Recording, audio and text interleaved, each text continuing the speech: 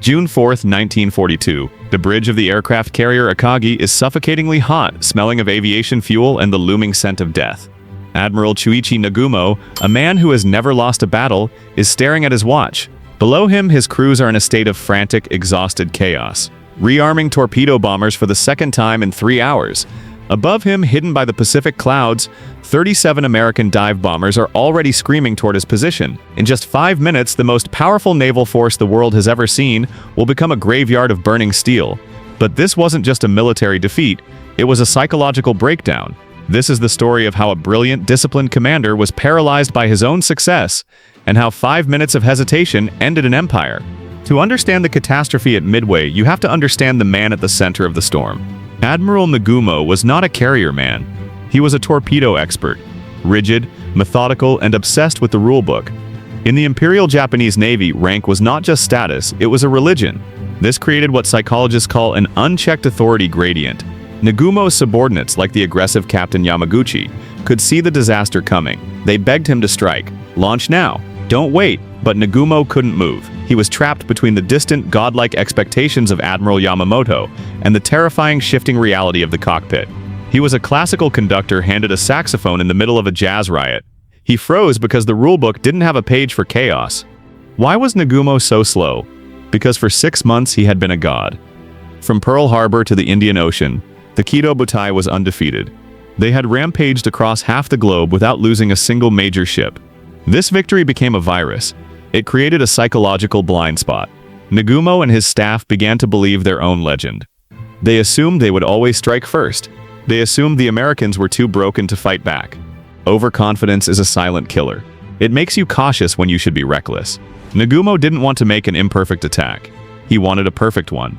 And while he waited for perfection, the Americans brought destruction.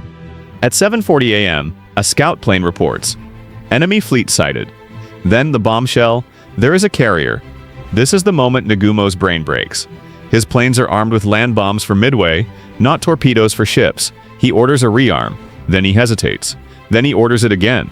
Psychologists call this cognitive disorientation. He was trusting his instruments while his world was upside down. He waited for his Midway strike force to land and refuel.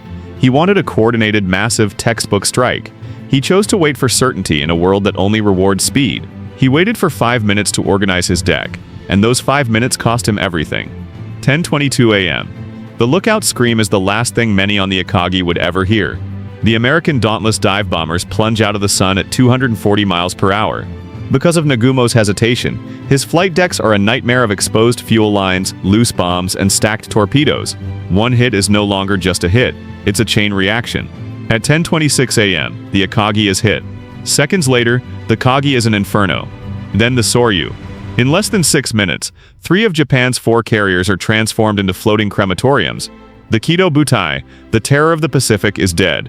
And Nagumo, standing on his burning bridge, can only watch as his empire turns to ash. Midway is no longer studied just as a naval battle. It is a lesson in organizational psychology taught in emergency rooms and boardrooms today. Nagumo's failure wasn't a lack of courage.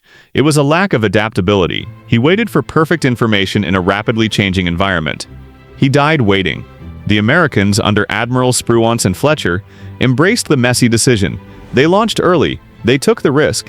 In high-stakes environments, the cost of waiting for the perfect choice often exceeds the cost of acting on an imperfect one. Admiral Nagumo would survive the fire of Midway, only to take his own life 2 years later as Saipan fell. He couldn't live with the 5 minutes that changed history. So we ask you, was Nagumo a victim of a rigid military culture that punished independent thought? Or was he simply a man whose ego wouldn't let him admit he was unprepared? If you were on that bridge watching the deck crews scramble with bombs and fuel, would you have defied your orders to save the fleet? Don't forget to subscribe and hit that bell.